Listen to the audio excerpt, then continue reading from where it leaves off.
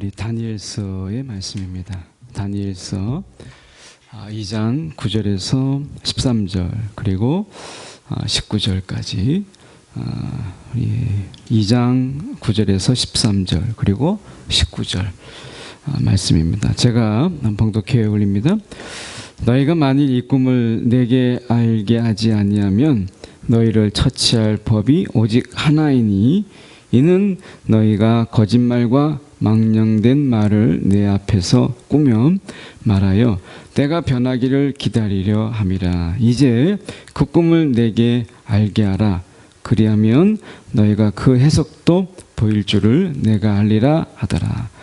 갈대아인들이 왕 앞에 대답하여 이르되 세상에는 왕의 그 일을 보일 자가 단 한 사람도 없으므로 어떤 크고 권력 있는 왕이라도 이런 것으로 박수에게나 술객에게나 갈대인들에게 물은 자가 없었나이다.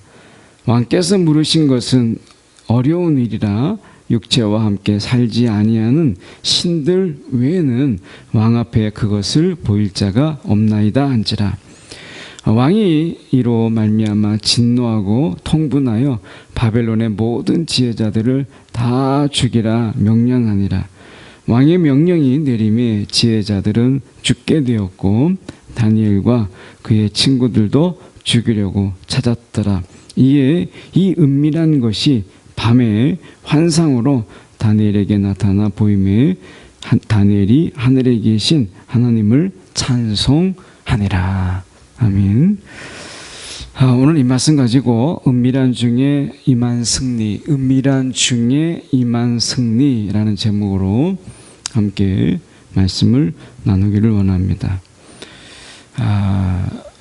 우리가 세상의 일이라고 하는 것은 자랑하고 그리고 아직 이루지 않는 일을 마치 이룬 것처럼 이야기하고 또한 아직 성사되지 않는 일을 성사된 것처럼 꾸미는 것들이 참 많아요. 그래서 세상의 일들이 때로는 허황되고 때로는 허무맹랑한 이야기들도 많아요. 아직 이루지 않은 일인데 마치 이룬 것처럼 이야기하는 것이죠. 그래서 우리가 정권이 바뀔 때마다 하는 것을 보면 자기 정부에서 마치 다 한 것처럼 이렇게 이야기하거든요. 그런데 우리가 알잖아요. 우리가 5년 단임제에서 어떤 정권도 그의 정권의 시기에 때 어떤 일도 다 이룰 수 없다라는 것을 앞에서 했던 것을 자기가 영광을 누릴 때도 있고 자기가 뿌린 것을 다음 때에 그 영광을 누릴 때도 있는 거예요. 그래서 어떻게 보면 세상의 일들은 좀 더 포장하고 과장하고 확대하고 넓히고 하는 일에 굉장히 익숙해 있다라고 하는 것을 보게 돼요. 그래서 세상에 사는 저와 여러분들 속에서도 우리는 가끔 과장하고 그리고 있는 것보다 더 보태고 하는 일에 굉장히 익숙해요. 사실을 직시하는 것보다 좀 더 크고 넓게 이야기하죠. 예를 들면 이런 거죠. 제가 이제 지난 주일 13일 주일 0시 25분에 이제 우간다에 가서 여정이 좀 쉽지는 않거든요. 비행기 타고 카타르에 갔다가 다시 거기에서 엔테베로 가서 또 9시간 타고 올라가서 아주마니까지 가는 여정이 쉽지는 않죠. 그래서 그런 시간들을 과장하는 거예요. 거의 죽을 뻔했다. 뭐 이런 식으로. 그래서 이제 할 수 있죠. 그러니까 굉장히 갔다 와서 힘든 것처럼 말할 수도 있어요. 쉽지 않은 여정이지만 그래도 갈만하다라고 하는 것이 사실이라면 가다가 정말 죽을 뻔했다. 이렇게 말하는 건 과장이죠. 그런데 세상은 그렇게 말하는 것에 익숙해요. 그래서 오늘 본문에 보면 이렇게 볼 수 있어요. 왕이 하나 나오는데 이 왕이 억지를 부려요. 그러니까 자기가 꿈을 꾼 것과 그리고 꿈의 해석을 요구합니다. 자기가 꾼 꿈, 자기도 기억하지 못하고 자기가 꿈을 얼마나 기억하는지에 대해서 공개하지 않는 이 왕은 자기가 꾼 꿈을 누군가는 알아야 되고 맞춰야 된다라고 생각을 해요. 그런데 사람들이 이야기하죠. 꿈을 이야기하면 내가 그것을 해석해 줄 수 있습니다 라고 이야기하는 것이에요. 여러분, 만약에 여러분에게 이렇게 누군가의 꿈을 꾼 것을 여러분에게 꿈을 물어보고 그 꿈을 맞추라고 이야기하고 그 꿈을 해석하라고 이야기한다면 어떻게 하겠어요? 꿈을 해석하는 것은 혹시 모르지만 남이 꾼 꿈을 내가 맞춘다라고 하는 것은 정말 어려운 일이죠. 여러분 꿈을 자주 꾸십니까? 여기서 말하는 꿈은 두 가지가 있죠. 하나는 우리가 날마다 꿈을 꾸는 그런 꿈, 기억하지 못하는 그런 꿈을 이야기하는 거예요. 악몽이나 아니면 뭐 우리가 말하는 뭐 태몽, 여러 가지 꿈들이 있잖아요. 그런 꿈도 있고, 어떤 꿈들은 여기서 얘기하고 있는 것처럼 하나님의 어떤 계시, 어떤 뜻, 이런 것이 담겨져 있는 그런 꿈도 있어요. 근데 여기서 중요한 것은, 말씀에서 제가 보고 싶은 것은 바로 이런 것입니다. 우리가 이 9절에 보시면 이렇게 말씀하거든요. 너희가 만일 이 꿈을 내게 알게 하지 아니하면 너희를 처치할 법이 오직 하나이니, 이렇게 얘기해요. 그러면서 뭐라고 하냐면 왕이 너희가 거짓말과 망령된 말을 내 앞에서 꾸며 말아요, 이렇게 얘기합니다.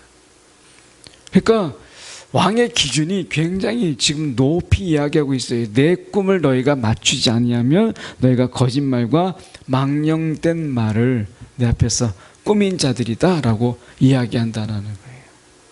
자, 여기에 생명이 달려 있어요. 왕이 분명히 옳지 않지만, 그러나 왕의 이 말에 여러분의 생명이 달려 있는 이런 것이라면 어떻게 할까요? 우리가 사는 세상이 바로 이런 세상이라는 거예요. 그러니까 어떻게 보면 우리가 상식을 넘는 이런 요청과 요구가 우리 가운데 있는데, 그냥 단순하게 한번 실력이 없다가 아니라 우리의 생명이 달려있는 문제라고 한다면 어떻게 하시겠어요? 이게 정말 다른 문제죠.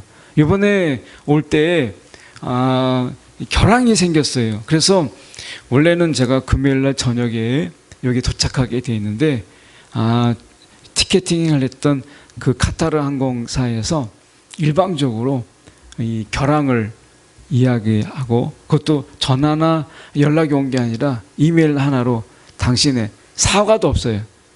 사과도 없이 그냥 일정이 바뀐 것만 딱 이메일 하나 왔어요. 그러면 오늘 저녁에 도착하는 거예요. 아마 지금 막 와서 4시, 5시에 도착할 거예요. 이메일 하나로 그렇게 연락이 온 거예요. 근데 이거는 이제 주의를 한 번 더, 지난주와 이번 주 너무 황당하죠. 이번 주 한 번 더 주의를 못 지킬 뻔했던 거예요. 못 나온 거예요. 오늘 저녁에 도착할 뻔한 거죠. 이게 세상의 일이라는 거예요.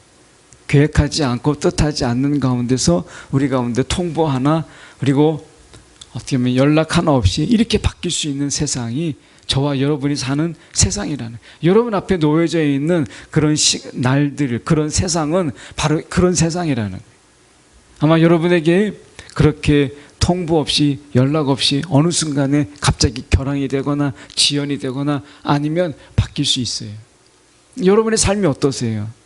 여러분의 삶은 여러분이 계획한 대로 그리고 그렇게 착착 진행되고 있습니까? 아닐 거예요. 훨씬 더 많은 경우가 여러분의 삶 속에서는 변칙적이면서 계획하지 못했던 일들로 인해서 굉장히 가득할 것이다 라고 하는 거예요. 그때 우리가 취해야 될 것이 무엇이냐면 불평만 하고 있고 원망만 하고 있을 게 아니라는 거예요. 우리가 다니엘도 보세요. 다니엘도 이것을 보면 정말 답답한 일이거든요. 지금 보면 10절에 보십시오. 갈대아인들이 왕 앞에 대답하여 이르되 세상에는 왕의 그 일을 보일 자가 한 사람도, 우리만 그런 게 아니라 당신이 꾼 꿈을 누구도, 어느 누구도 그것에 대해서 말할 수 있는 사람은 없다. 한 사람도 없다. 어떤 크고 권력 있는 왕이라도 이런 식으로 박수에게나 술객에게나 갈대아인들에게 물은 자가 없었다. 어떤 왕도 물은 적이 없었다. 이렇게 이야기한다는 거예요.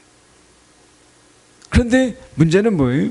이 왕이 묻고 있다라고 하는 거예요. 이게 세상에 지금까지 살아온 속에서 그들이 알고 있는 상식인데 이 왕은 이 모든 것을 깨고 묻고 있다라고 하는 거예요. 그래서 그렇게 이야기할 때 뭐라고 이야기하냐면 11절에 왕께서 물으신 것은 어려운 일이라 육체와 함께 살지 아니하는 신들 외에는 왕 앞에 그것을 보일 자가 없나이다. 이렇게 이야기했어요. 이거는 정당한 것이고 지금까지 그렇게 했던 왕이 없었고 이렇게 말할 사람은 단 한 사람도 없다는 거예요. 두 가지죠. 왕의 꿈을 이야기할 사람은 어느 누구도 없다라고 하는 거예요. 이거는 불가능한 일이다라고 하는 것이고 이것을 물은 왕도 없었다. 그러니까 너무 무리한 것이다. 이렇게 이야기했어요. 이렇게 말하는 것도 대단한 용기 아니에요? 이런 왕이 어떤 왕도 이렇게 묻지 않았다 라고 얘기했고 이걸 대답할 수 있는 사람은 단 한 사람도 없다 이렇게 말하는 것도 정말 용기예요. 아마 그렇게 말하지 못하고 그냥 목숨만 살려달라고 하는 경우도 많을 거예요. 그런데 이 어려움 속에서 얼마든지 이렇게 이야기할 수 있는 사람들은 많이 있을 거예요. 그런데 다니엘은 좀 달랐어요. 그 점이 우리 가운데 던져지는 메시지가 좀 강한 거죠. 보면 이렇게 이야기합니다. 19절에 보면 이렇게 말해요. 이에 이 은밀한 것이 밤의 환상으로 다니엘에게 나타나 보이매 이렇게 얘기합니다. 13절까지는 계속 왕과 신하의 이런 억신각신하는 가운데 왕의 명령, 최종적인 명령 어떻게 됐어요? 13절에 보시면 이렇게 얘기합니다. 12절에 보시면 왕이 이로 말미암아 진노하고 통분하여 바벨론의 모든 지혜자들을 다 죽이라. 왕이 실질적으로 이 명령을 내렸어요. 아무리 신하들이 이렇게 물은 왕이 없다고 해도 소용이 없어요. 이것을 대답할 자가 없다라고 말해도 소용이 없어요. 혹시 여러분이 누군가에게 하소연하는 데 있어서 그렇게 말해도 소용이 없고 그렇게 하소연해도 우리가 소용이 없는 때가 있다면 어떻게 하시겠어요? 이거는 여러분의 실력, 여러분의 능력 그리고 세상의 어떤 통념의 수준을 훨씬 뛰어넘는 이런 문제죠. 그럴 때 우리가 할 수 있는 일이 무엇일까? 그것은 결국에는 여러분 하나님께 구하는 거예요. 그게 끝이 아니기 때문에 세상의 상식이 아니고 그렇게 물은 왕이 없습니다라고 말할 때 그래도 너희는 말해야 된다라고 말할 때 우리가 할 수 있는 것은 결국 하나님밖에 없다라고 하는 것을 이야기하고 있다는 거예요. 하나님밖에 없다 이 말에 어폐가 있어요. 하나님밖에 없다가 아니라 하나님이기 때문에 그렇게 하실 수 있다라고 하는 거예요. 여러분 아마 여러분이 살아가는 세상 속에서 아마 지금도 경험할 거예요. 상식적이지 못한 수많은 일들, 비상식적인 일들, 우리가 이해할 수 없는 많은 일들이 있어요. 그럴 때 이런 일들 때문에 불평하고 원망하느라고 시간을 낭비하지 말라는 거예요. 오늘 다니엘이 하나님께 구할 때 19절에 이에 은밀한 것이 밤의 환상으로 다니엘에게 나타나 보임에 라고 얘기해요. 그러면 왕은 왜 이 꿈에 대해서 집착을 했을까? 자기가 꾼 꿈에 대해서 알고 싶고 그 꿈을 해석하기를 원하는 이 집착. 우리가 꿈을 꿨을 때 어떻게 해요? 그냥 이런 꿈을 꿨는가 보다 이렇게 할 수 있잖아요. 그런데 왕은 이 꿈에 대해서 굉장히 집착을 했다라고 하는 거예요.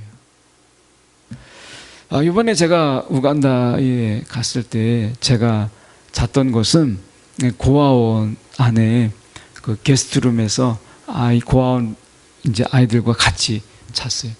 저녁에 아이들은 남자 숙소, 여자 숙소 해가지고 고아원에서 자고 아침에 일어나서 이제 굉장히 일찍 갑니다. 아이들이 아프리카에 몇 시까지 가냐면 아침 7시까지 가요.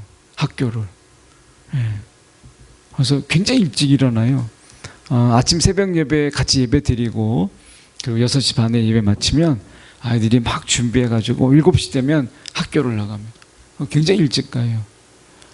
이 아이들이 이렇게 이제 같이 어울리고 또 이야기하고 이렇게 잠깐 또 주고받고 하는 이야기 속에서 아이들이 생각해 보세요.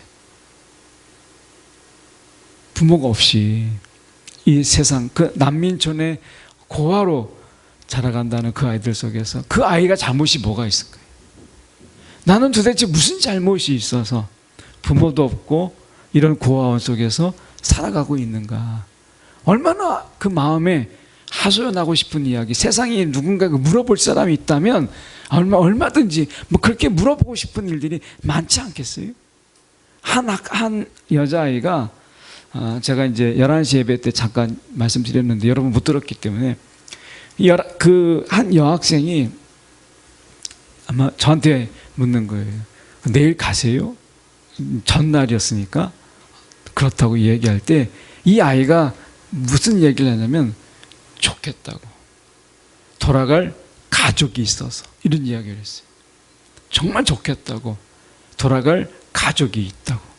그러니까 한국에 돌아간다라는 개념이 아니라 가족으로 돌아간다, 돌아갈 가족이 있다라는 것을 이 아이가 이야기하는데 마음이 좀 먹먹하지 않아요?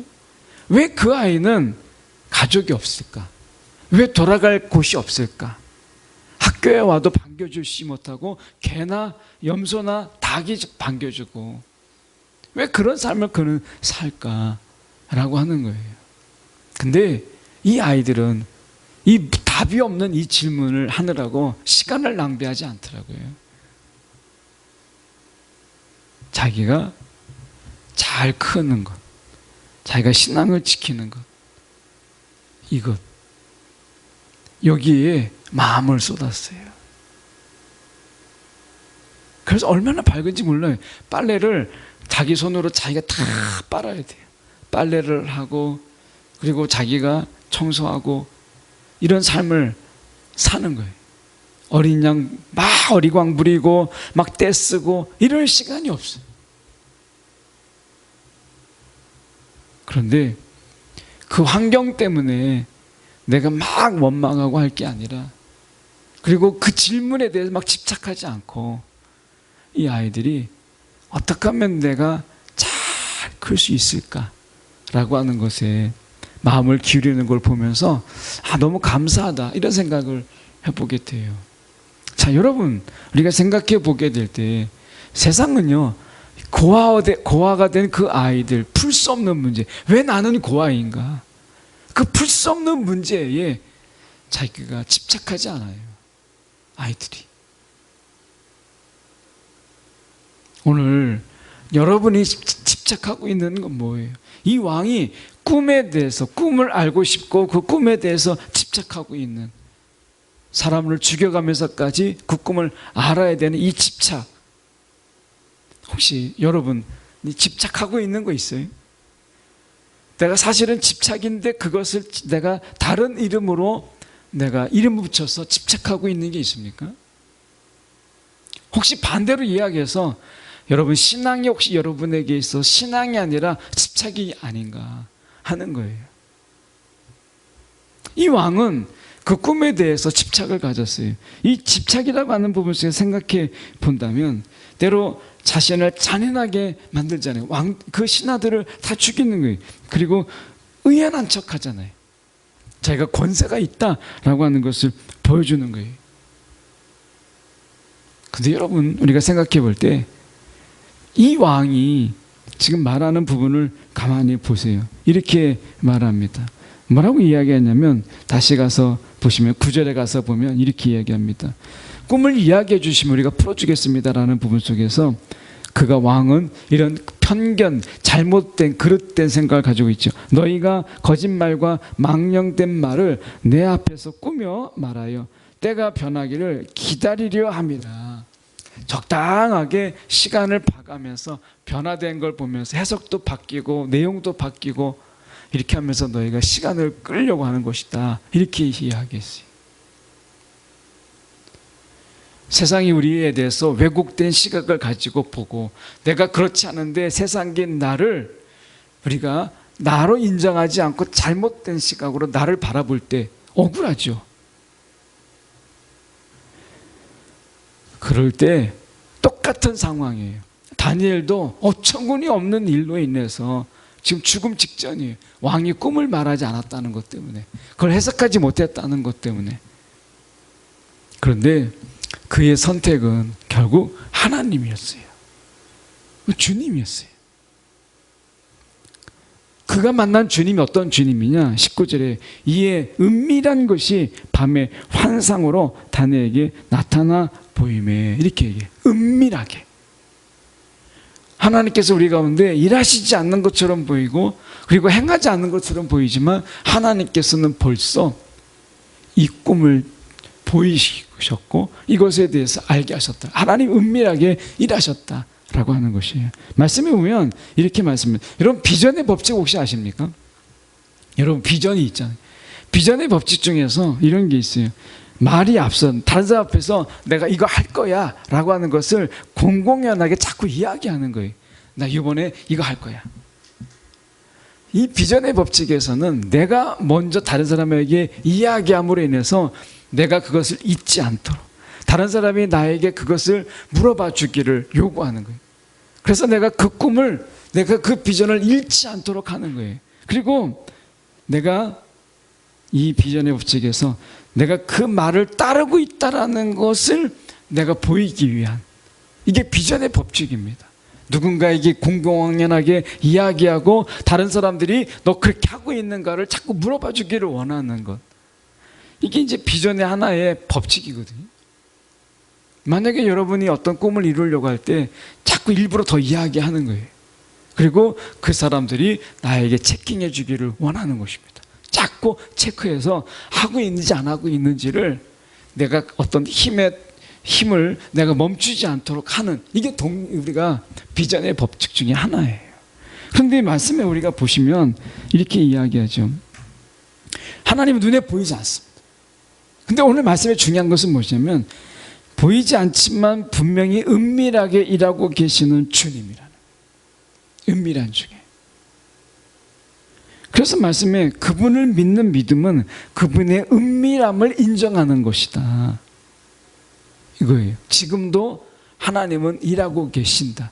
지금도 하나님은 내가 보이지 않지만 지금 나를 위해서 뭔가를 준비하고 계신다. 하나님께서는 지금도 보이지 아니하시지만 보이는 어떤 것보다 더 분명하게 하나님은 역사하고 계신다. 이 믿음이라는 거예요. 여러분, 이 믿음이 우리 가운데 필요한 거예요. 이 시대에. 눈에 보이는 게 전부가 아니고 내가 볼 수 있는 게 전부가 아니기 때문에 하나님이 은밀히 일하시는 가운데 나와 함께 하신다라고 하는 이 은밀성에 대한 믿음이 필요한 거예요. 이 시대에는 하나님은요, 지금도 은밀하게 저와 여러분을 위해서 일하고 계신다라고 하는 거예요. 은밀하게. 이번에 제가 이 우간다에 가서 그거를 정말 경험하게 돼요. 예. 그 속에서 하나님께서는 우리가 준비한 것보다 더 많이 준비하고 계셨고, 하나님께서는 여전히 동일하게 하나님께서 역사하셨다는 거예요. 이번에 만약에 오늘 제가 도착할 수 있는 그런 갑작스러운 그들의 통보임에도 불구하고 이것을 어떻게 보게 됐냐면, 한 분이 저희가 갔던 분 중에서 몸이 안 좋으셨어요. 그러니까 그분으로 인해서 비행기 스케줄을 바꿔야 될 상황이 된 거예요. 그분이 요구를 하셨고, 그래서 이메일을 열어본 거예요. 근데 이메일에 우리가 어제 비행기에 오늘 도착하게 되어 있는 이 사실을 알게 되고 전화를 하게 된 거예요. 그래서 어제 저녁에 도착할 수 있는 비행기를 저희가 겨우 구하게 된 거예요. 근데 돌아보면 하나님께서 은밀한 중에 역사하시는 중에 이미 예비해 놓으셨다는 거예요. 자, 오늘 말씀에서 보면 이 왕은 정말 허황되고 눈에 확실히 보이지 않는, 어떤 선명하지 않는 그런 일들 속에서 있지만 하나님께서는요, 분명하게 우리가 은밀한 중에서도 일하시고 역사하시는 분이다라고 하는 것을 보여줘요. 제가 여러분이 오늘 말씀드리고 싶은 것은 은밀한 중에도 은밀히 지금도 행하시는 하나님이 오늘 우리의 하나님이다 라고 하는 거예요. 이것을 우리가 기억했으면 좋겠다라고 하는 것입니다. 마지막으로 하나 우리가 말씀에 돌아가면서 봐서 우리가 볼 것은 19절의 말씀입니다. 이에 이 은밀한 것이 밤의 환상으로 다니엘에게 나타나 보임에 라고 있어요. 여러분, 하나님이 은밀하게 일하시는 것처럼 저와 여러분 속에서도 은밀함으로 일하는 자들이 되기를 원해요. 은밀한 중에 여러분 실력을 쌓고, 은밀한 중에 준비하고, 은밀한 중에 여러분 우리가 미래를 대비할 수 있는 그런 자가 되길 원해요. 예. 여러분, 은밀한 중에 실력자가 되십시오. 은밀한 중에 여러분 경건한 자가 되십시오. 내가 혼자 있을 바로 그때에 내가 그 은밀한 중에 경건한 자가 되십시오. 내가 혼자 있을 그 순간에 그 은밀한 중에 여러분의 실력을 쌓는 자가 되십시오. 그 은밀한 중에 내가 은밀한 일을 행하는 그런 자가 아니라 그 은밀한 중에 여러분의 능력을, 여러분의 실력을, 여러분의 경건을 더 쌓는 자가 되세요. 여러분, 사람은 내가 혼자일 때 내가 누구인가가 나의 정체성을 보일 때가 훨씬 더 많아요. 같이 있을 때보다 내가 혼자 있을 때 나는 누구인가 라고 하는 것이 중요합니다. 하나님은 혼자 있을 때에도 하나님이셨어요. 예수님은 우리가 홀로 산에서 기도하실 그 순간에도 기도자였어요. 은밀한 중에 내가 누구인가? 나는 은밀한 중에 나는 무엇을 할 것인가? 라고 하는 거예요. 진짜 실력은 내가 은밀한 중에 쌓은 실력이고요. 진짜 경건은 내가 은밀한 중에 주님을 만나는 그 경건이 나의 경건이에요. 진정한 거룩은 내가 은밀한 중에 내가 행하는 나의 행함에 있다라고 하는 거예요. 하나님은 우리 가운데 여전히 내가 하나 보이지 않는 그런 가운데 은밀하게 역사하시는 분이시다라고 하는 거예요. 나중에 그 은밀한 중에 행하시는 그분의 행함은 너무나 선명하고 너무나 분명해서 눈부실 정도이죠. 오늘 주님이 일하시는 방법을 우리가 귀를 기울일 필요가 있어요. 세상은 우리에게 이런 왕처럼 자신이 꿈을 꾼 것을 맞추라고 이야기하고 그것을 해석하라고 이야기해요. 일방적이라는 거예요. 세상은. 그럴 때 우리가 이 땅을 사는 비결, 그것은 은밀한 중에 역사하시는 하나님, 이 하나님을 붙잡는 거예요. 오늘 우리 가운데 어떤 일이 비상식적이고 억울하고 그리고 우리가 비논리적인 일들이 우리 가운데 일어난다 할지라도 여전히 그 은밀한 중에 이런 일들을 대비하시고 준비하시는 하나님이 우리 가운데 함께 하신다라고 하는 것을 다시 한번 기억하시고요. 은밀한 중에도 하나님을 붙잡는 저와 여러분이 되기 원해요. 특히 우리가 청년의 신앙 속에서 은밀한 중에 여러분의 영적인 실력을 쌓으세요. 은밀한 중에. 마가의 다락방, 우리가 그 속에서 많은 120명의 사람들이 모여서 성령의 강림을 경험한 그들이 어떻게 됐어요? 다 흩어졌어요. 흩어져서 주님의 이 복음을 전했어요. 그 힘이 어디서 있겠어요?